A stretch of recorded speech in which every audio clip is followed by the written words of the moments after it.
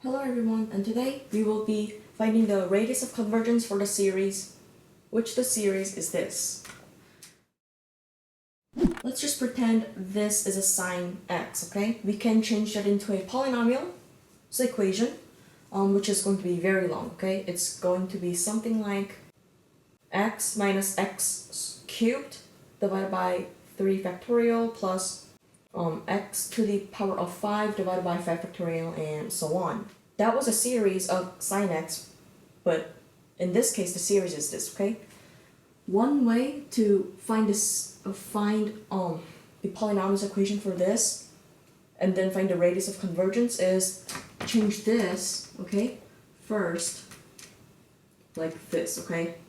So this is a function, and in a polynomial equation form, that is going to be 1 plus x squared to the power, x squared divided by 2 pi plus x cubed divided by 3 factorial and 2 factorial, my bad. And then a plus x to the power of 4 divided by 4 factorial. Wait, no, I'm stupid. No, there's no factorial. It's just plus x squared plus x cubed plus x to the power of 4, and you guys can see the pattern that the power is getting added by 1. Yes, okay? Now to this, what we can do is now we have a new series, which is 1 over 1 minus 3x, okay? So what 3x is going to play as the role of x, okay? So 1 is just regular, and then 3x goes into the x, okay? So 3x is equal to x. That's weird to think about, let's just go along with it, okay? So 3x is x, okay? So now we have 3x plus 3x to the power of 2 plus 3x to the power of 3 plus 3x to the power of 4 and plus dot dot dot.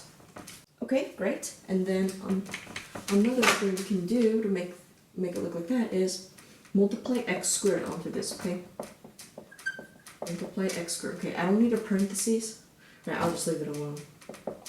Okay, now all I do is just multiply x squared by all of those terms, okay? When I do, I get x squared plus 3 to the power of 3 plus 3 to the power of 2 times x to the power of 4, because, yeah, and then plus x to the power of 3 to the power of 3 times x to the power of 5 plus 3 to the power of 4 times x to the power of 6 plus dot dot dot.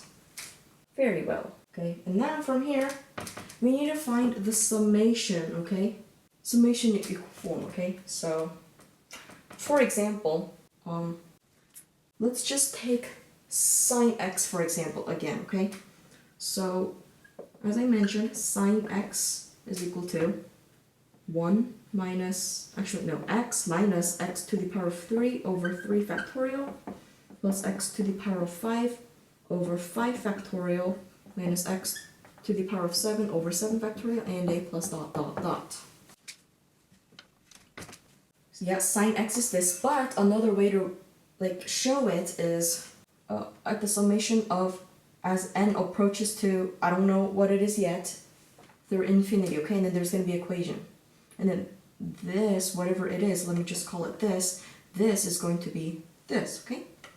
Yeah, so let's try to solve for sine x as an example, and then we can move on to this one. Okay, so first thing you know, it alternates, okay? So first, it's a positive, negative, positive, negative. So, which means we know that we are going to start with a negative 1 to the power of n. There could be plus 1, minus 1, or 1 here, okay? Let's just start with n is equal to 1, okay? And now we plug it into there to see if we get a positive for the first term, okay? So put n is equal to 1 onto there, we get minus 1, okay? We need positive, so we can just minus 1 or add 1. I will just add 1. Okay, now putting n is equal to 1 there, we get minus 1 to the power of 2, which is 1. Okay, we got it, but we didn't get the x yet, okay? Which we will solve for that right now. And another pattern you guys can see is, okay, this is an x to the power of 1, x to the power of 3, to the power of 5, 7. It's all a odd number, okay? When we see an odd number, usually the formula is 2n minus 1, okay? So because when n is equal to 1, you get 2 minus 1, which is equal to 1. And then if n is 2, that's 4 minus 1, which is 3. Put n is equal to 3, you get 5. N is equal to 4, you get 7, okay? That's all an odd number, so I will use 2n minus 1. So maybe x to the power of 2n minus 1. Okay, and now let's see if that works, okay? So let's put in the n is equal to 1 onto there. We get minus 1. Negative 1 to the power of 2, which is minus 1. Positive 1. Okay, so many mistakes are happening, okay? Now, when n is equal to 1, put it in there, we get x to the power of 2 minus 1, which is just equal to 1. So we got the first term. Yay! And now, let's see if we can get the second term. Now, our value of n is equal to 2, put it in there, we get negative. That's good. That's a good starting. And then when n is equal to 2, put it in there. That is x to the power of 3. Okay, so we can already just predict that when n is equal to 3, we will get this. When n is equal to 4, we will get this. Now, the only problem we have is these factorials, okay? There is an actual invisible 1 factorial. Again, the factorial is the same number as the power that is just above, except there's an exclamation mark. Okay, again, we use the 2n minus 1. Okay, so maybe all this divided by 2n minus 1 factorial. Okay, now we will see if we get the answer. Starting from the beginning, when n is equal to 1, put it in there. You get negative 1 to the power of 2, which is 1 times n is equal to 1, put it in there. We get x to the power of 2 minus 1, which is just 1, over n is equal to 1, put it in there. That's just 1 factorial, which is equal to 1. Yay, we got x. Yeah, we got x. That's the first term. Okay, now the value of n is equal to 2 now, instead of 1. Put it in there. We get negative 1 times, put n is equal to 2 in there. We get x to the power of 3 over n is equal to 2, put it in there. We get 3 factorial. And then the minus 1 can just stay like this. Okay, so we got our second term. Now let's try third term and we will be done right there. N is equal to 3, put it in there. That's 3 plus 1 is equal to 4. And that's the power of minus 1, which is equal to 1 times n is equal to 3, put it in there. That is x to the power of 5 over n is equal to 3, put it in there. That's 6 minus 1, so it is 5 factorial. We got our third term. Okay, so we can say that this is the correct answer. Okay, so now we will find the answer for this one. That has a summation, and it goes to infinity when n is equal to 1. But also, n can start at any point, okay? It could be at 0, 2, 3, just any number. If that happens, you get a little different equation, like right here. That's fine, because you still get the answer. But normally, you usually start at n is equal to 1 or 0. But in this case, I will just go along with 1. Okay, the first thing we need to know is that we can have a 3 to the power of 0. That's just going to be 1. And that's just going to be in front of being multiplied by x squared. Okay, we see 3, obviously. So 3 to the power of 0, 3 to the power of 1, 3 to the power of 2, power of 3, 4, and 5 the next term would have. So, of course, we're going to have 3. That is the power of n. But we're going to have a minus because when n is equal to 1, we get 3 to the power of 0, which is what we want because it's right there, is equal to 1. And then we can check, but there's a problem, okay? Actually, no, there is no problem. Yeah. Okay, so we solved the problems of every term having multiplied by 3. We solved that right here. And then we have a x to the power of 2 starting and approaching to x to the power of a very big number. Okay, we can have a x to the power of 2n minus 1, I think. Wait, no. We can have a x to the power of n plus 2. And that way, Actually, no, I think setting n is equal to 0 and then having no minus 1 is better. Because when n is equal to 0, put it in there, we get x to the power of 2. Very simple. And simple is what we want, okay? Okay, so now I think I have figured that out, which means I will check it to see if it is right. Okay? So when n is 0, put it in there. That's just going to be 1 times n is equal to 0, put it in there, that's x squared. Okay, we got the first term. And then a plus, when n is equal to 1, put it in there, we get 3 times n to the power of 3. I mean x to the power of 3. And then plus n is equal to 2, put it in there, we get 3 to the power of 2 times x to the power of 4, and then it looks like we got it right.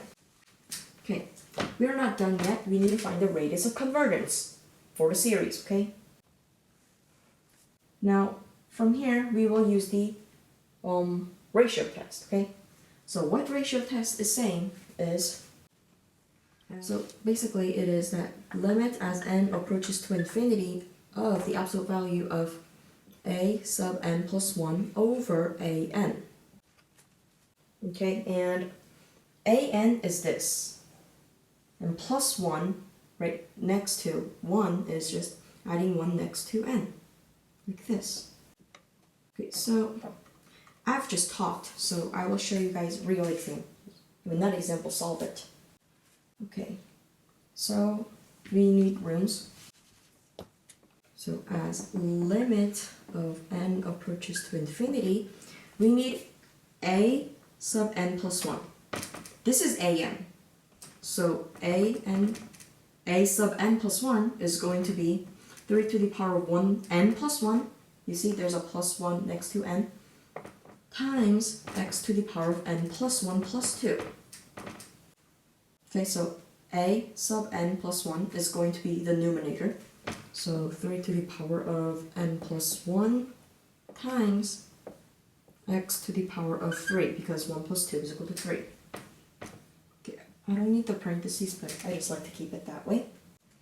Okay, now the denominator. Denominator is just a sub n, which is this. So no math to that, we just copy and write it down. Oh no, there's a... Yeah. For this one, it's a power of n plus 3.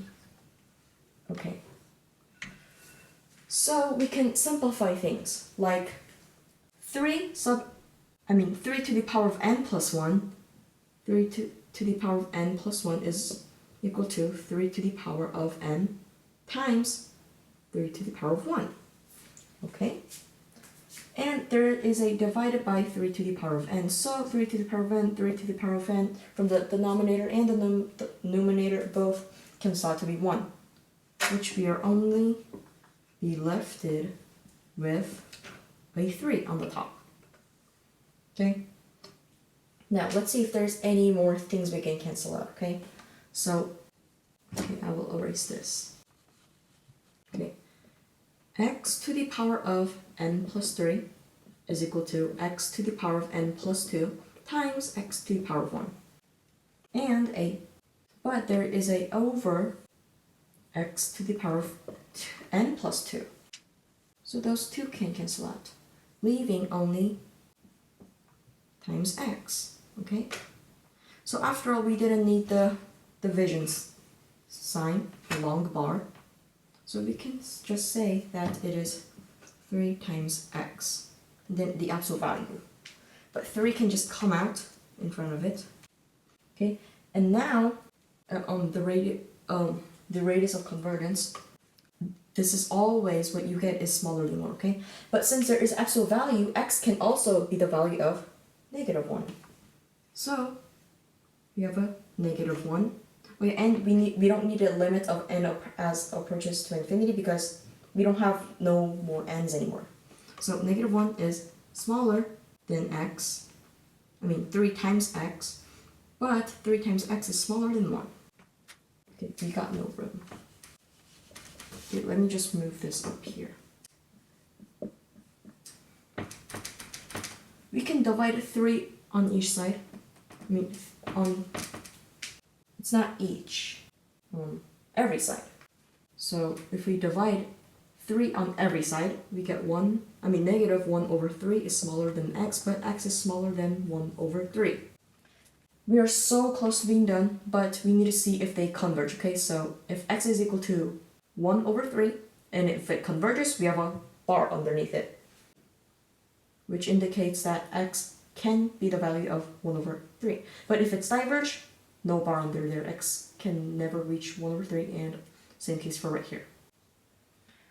One way to check it is setting x is equal to 1 over 3 onto our original equation. And yeah, and that's this right here. So let's try it. Okay, so x is equal to 1 over 3. So x is equal to 1 over 3 as n is 0, approaching to infinity of 3 to the power of n times x is 1 over 3. 1 over 3 to the power of 2n plus 2. Okay, that's very good. We can simplify things better.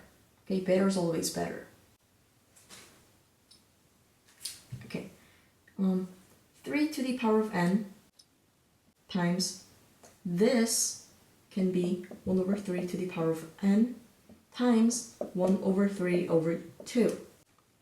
And this right here, that is equal to just 1 to the power of n times, 1 over 9. So now, what we really have is, starting from n is equal to 0 through infinity of 1 to the power of n times 1 over 9, okay? So n is equal to 0, put in there, that's 1 times 1 over 9, n is equal to 1.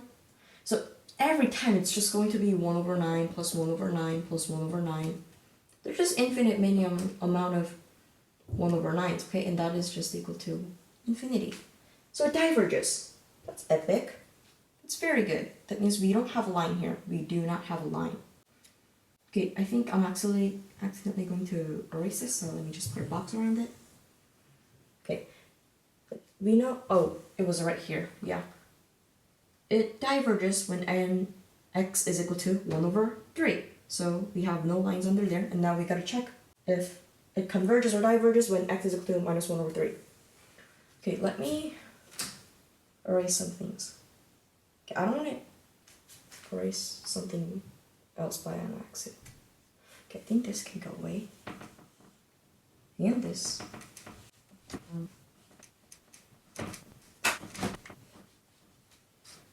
Okay, good. Okay, so now when x is equal to negative 1 over 3, again, we are just rewriting some of the parts down. Okay, so x is equal to negative 1 over 3, put it into the x value. We get this. Yay. Let's rewrite it more. This can just stay as it is, times this, though, we can have negative 1 over 3 to the power of n times negative 1 over 3 to the power of, 2. And this, being multiplied together, that is equal to negative 1 to the power of n times negative 1 over 3 to the power of 2, which, by the way, is 1 over 9. Super smart.